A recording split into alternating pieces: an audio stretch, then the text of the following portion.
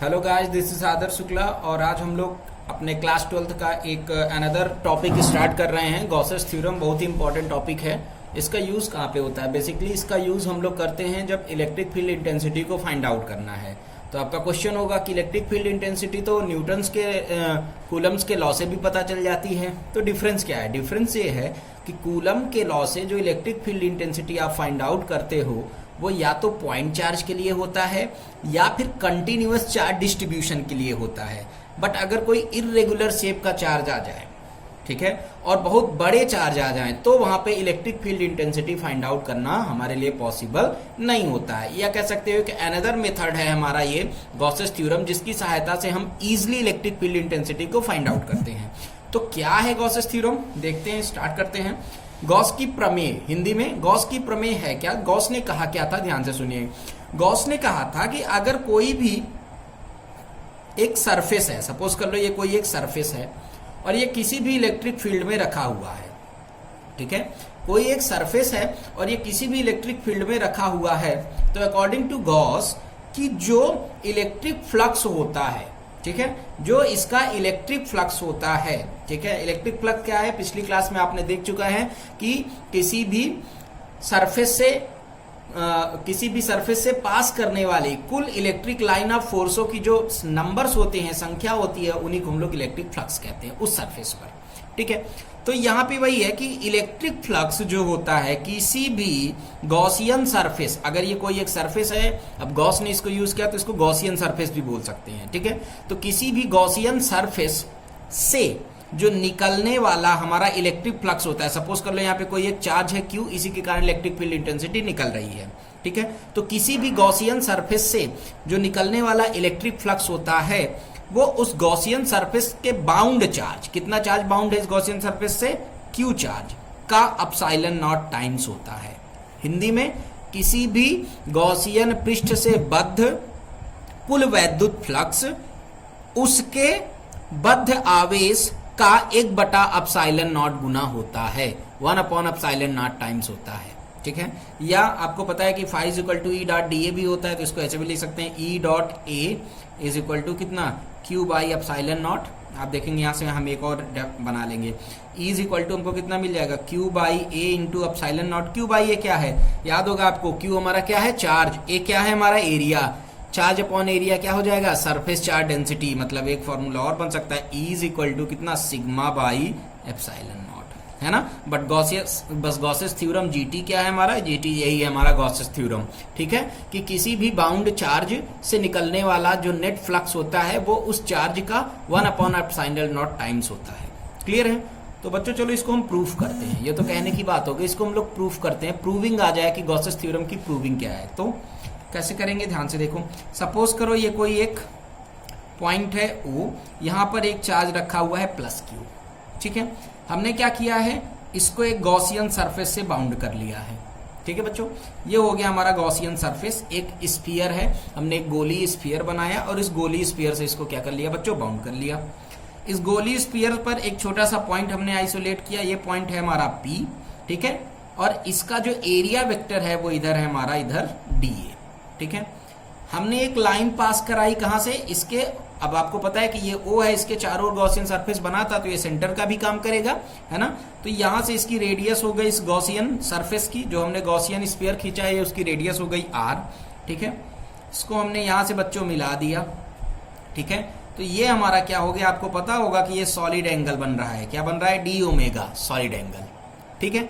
तो सबसे पहले हम लोग क्या करते हैं कि इस पॉइंट पर फ्लक्स निकालते हैं। कहां पर निकालते हैं? इस पॉइंट पर।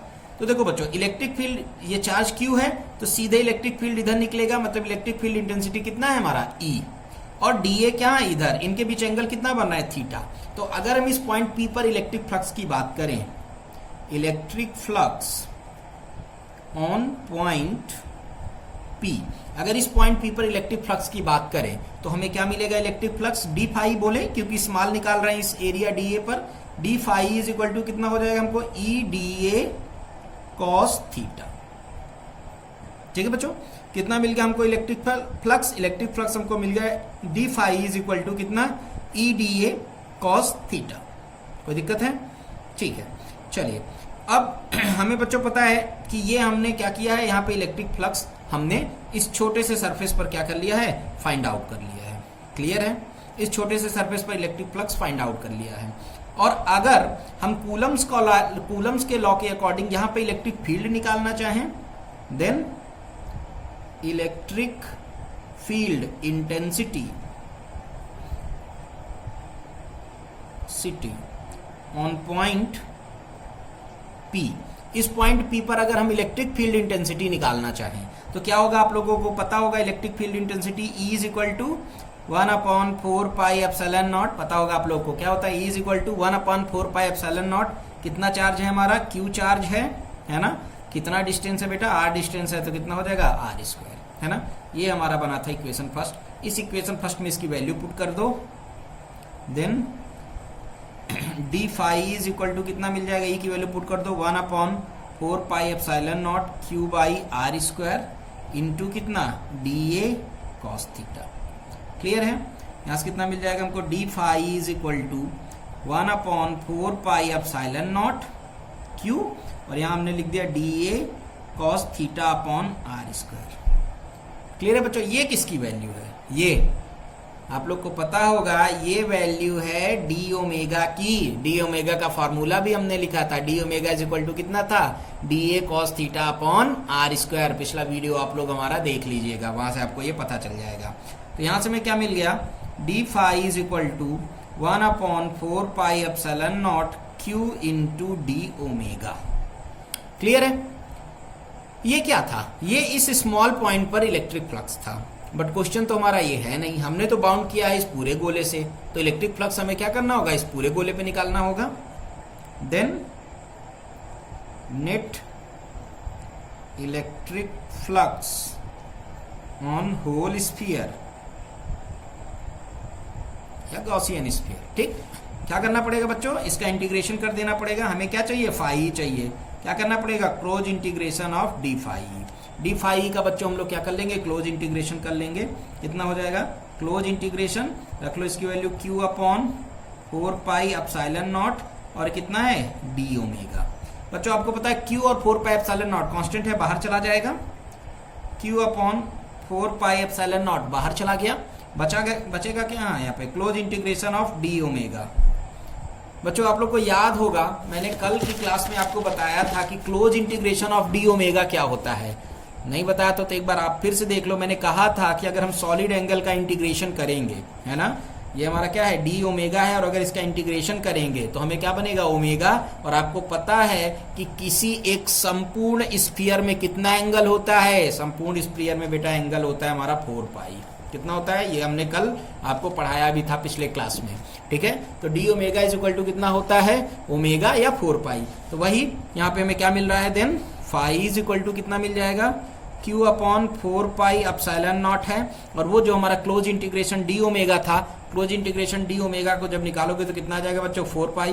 4 पाई से 4 pi cancel out, phi is equal to कितना आ गया, Q/एप्सिलॉन नॉट। कितना आ गया, Q/एप्सिलॉन नॉट। यही हमारा गॉसेस थ्योरम था। गॉसेस थ्योरम की अगर बच्चों प्रूविंग आती है तो सेम इसी प्रोसीजर को यूज करके आप गॉसेस थ्योरम को क्या कर सकते हो, प्रूव कर सकते हो। ओके, चलो तो बच्चों यहाँ पे हमने गॉसेस थ्योरम की प्रूविंग को देख लिया है। अब हम लोग गॉसेस थ्योरम का क्यों चैप्टर इतना इंपॉर्टेंट क्यों है, क्योंकि अब हम इसका एप्लीकेशन पार्ट पढ़ेंगे। ठीक है, तो कुछ एप्लीकेशन आज हम लोग देखते हैं। पहला जैसे application of Gauss's theorem, application of GT. ठीक है, इसके ढेर सारे एप्लीकेशन हैं। ठीक है, चलिए पहला एप्लीकेशन लेते हैं। आप लोगों ने कूलम्स का जो लॉ था, ठीक है, जो कूलम्स का लॉ था वो डायरेक्टली आपने क्या किया था, मैंने बोला था कि कूलम्स जो होता है, दो चार्जों के बीच लगने वाला फोर्स जो होता है वो उनके चार्जों के प्रोडक्ट के गुणनफल के अनुक्रमानुपाती और बीच की दूरी के वर्ग के व्युत्क्रमानुपाती होता है ना। कहीं क्या उसकी प्रूविंग थी, नहीं, हम यहाँ पे उसकी प्रूविंग करते हैं। Proving of Coulomb's law, Coulomb's law की प्रूविंग करते हैं। ठीक है बच्चों, चलो कैसे करेंगे। ये कोई एक पॉइंट है हमारा, सपोज कर लो कितना पॉइंट है हमारा, O पॉइंट। यहाँ पे एक चार्ज रखा है हमारा Q1 या Q मान लो Q1। ठीक है, हम और ये एक दूसरा पॉइंट है हमारा। ठीक है, कौन सा पॉइंट है, A पॉइंट। यहाँ पे कितना चार्ज रखा है, Q2।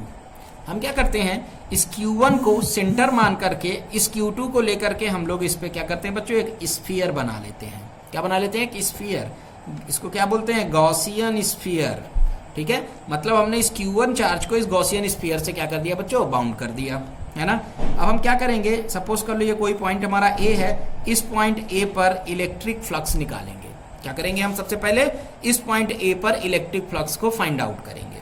क्लियर है, कैसे करोगे, सेम वही अपना पुराना प्रोसीजर यूज करेंगे बच्चों। ठीक है, कैसे करेंगे, electric flux on point A। ठीक, इस पॉइंट A पे इलेक्ट्रिक फ्लक्स निकालेंगे हम लोग। क्या होगा, फार्मूला बीच की डिस्टेंस है r। ठीक है, क्या होगा इलेक्ट्रिक फ्लक्स हमारा, इलेक्ट्रिक फ्लक्स होता है हमारा डी फाई। अगर हम यहाँ निकालना चाहें फाई, तो फाई इज इक्वल टू हमको कितना मिल जाएगा बच्चों, फाई इज इक्वल टू हमको यहाँ से मिल जाएगा कितना, है ना। क्या होता है फाई इज इक्वल टू, इसका एरिया है हमारा, अगर डी है तो डी मान लो, ये हमने डी फाई निकाल रहे हैं, तो इसका एरिया कितना है बच्चों, डी ए, और बीच की डिस्टेंस कितना है आर, और इधर इलेक्ट्रिक फील्ड इंटेंसिटी भी होगी। Then d phi is equal to कितना हो जाएगा, ई डी ए, और कॉस जीरो, और कॉस जीरो की वैल्यू क्या हो जाएगी, लिख देता हूं एक बार, कॉस थीटा। दोनों एक ही हैं, इधर ही हमारा इलेक्ट्रिक फील्ड इंटेंसिटी ई भी है, और साथ में इधर ही हमारा क्या है, एरिया वेक्टर डी ए भी है। तो दोनों बीच का एंगल कितना हो गया, जीरो। मतलब यहां से d phi is equal to में कितना मिल जाएगा, ई डॉट डी ए। कितना मिल गया, E dot d A. D phi is equal to कितना हो गया हमको, E dot d A. Okay बच्चों, ठीक है। तो ये तो हमने इस पे क्या इलेक्ट्रिक फ्लक्स निकाला, बट हमें क्या निकालना होता है, पूरे स्फीयर पे निकालना होता है। ठीक, देन कंप्लीट इलेक्ट्रिक फ्लक्स क्या करना पड़ेगा, कंप्लीट इलेक्ट्रिक फ्लक्स के लिए phi close integration of d phi, क्या करना पड़ेगा, close integration of d phi. आपको पता है बच्चों ई कांस्टेंट है ना, क्योंकि ये यूनिफॉर्म इलेक्ट्रिक फील्ड होता है, बाहर चला जाएगा, और यहां हमारा क्या बचेगा, डी ए। ठीक है, डी ए क्या है, ये छोटा सा एरिया। ठीक है, बट हम बात क्या कर रहे हैं, इस पूरे सरफेस की एरिया। क्या होता है सरफेस एरिया किसी स्फीयर का, सरफेस एरिया होता है स्फीयर का 4 पाई आर स्क्वायर। कितना आ जाएगा, E into 4 pi are square. Clear है बच्चों, कितना हो गया, E into 4 pi are square. ये किसकी वैल्यू आ गई, फाई की वैल्यू आ गई, इक्वेशन फर्स्ट। क्लियर है। अब हम लोग गॉसेस थ्योरम यूज करेंगे। अकॉर्डिंग टू जीटी, क्या कहता है गॉसेस थ्योरम, कि किसी भी चार्ज, बाउंड चार्ज से निकलने वाला जो नेट फ्लक्स होता है, निकलने वाला जो नेट फ्लक्स होता है, उस बाउंड चार्ज का 1/ε0 टाइम्स होता है। कितना है बाउंड चार्ज, Q1। कितना चार्ज है बाउंड बेटा, Q1 ε0। क्लियर है, इक्वेशन नंबर सेकंड। अगर ध्यान से देखो तो दोनों इक्वेशन का एक साइड इक्वल है, तो दोनों भी इक्वल होना चाहिए, है ना। From equation first and second, equation first और सेकेंड से दोनों साइड को इक्वल कर लो। कितना है हमारा, E into 4 pi are square is equal to Q1 by ε0, है ना। देन यहां से इलेक्ट्रिक फील्ड इंटेंसिटी निकाल लो, ई इज इक्वल टू कितना, 1/4 pi ε0 Q1 by R square. ये हमारा क्या हो गया, इलेक्ट्रिक फील्ड इंटेंसिटी हो गई इस पॉइंट ए पर इस चार्ज Q1 के कारण। अब अगर हमें इलेक्ट्रिक फील्ड इंटेंसिटी पता है और हमें फोर्स निकालना है, तो क्या करना पड़ेगा, आपको पता है इलेक्ट्रिक फील्ड इंटेंसिटी हमें पता है, और हमें क्या निकालना है, force. Then electrical force on point charge Q2। इस Q2 पॉइंट चार्ज पे लगने वाला फोर्स क्या होता है, formula F is equal to Q2 into E. रख लो value, F is equal to कितना आ जाएगा, 1/4 pi ε0 Q1 into Q2 by R square. बच्चों याद है ना, यही हमारा कूलम्स लॉ है, दो चार्जों के बीच लगने वाला फोर्स है। यही हमारा टॉपिक था, ये दो चार्ज थे Q1 और Q2, और इनके बीच लगने वाले फोर्स के लिए हमने फॉर्मूला यहाँ पे क्या कर लिया है, डिराइव कर लिया है। ओके बच्चों, चलो आज के लिए इतना ही, कल इसके और भी एप्लीकेशन देखेंगे। ठीक है, ये बहुत इंपॉर्टेंट एप्लीकेशन था। ठीक है, हमने यहाँ पे क्या किया है, कूलम्स लॉ को प्रूविंग की है। इसके आगे नेक्स्ट क्लास बहुत इंपॉर्टेंट है, क्योंकि उसमें हम ढेर सारे एप्लीकेशन और देखेंगे। ओके बच्चों, थैंक यू।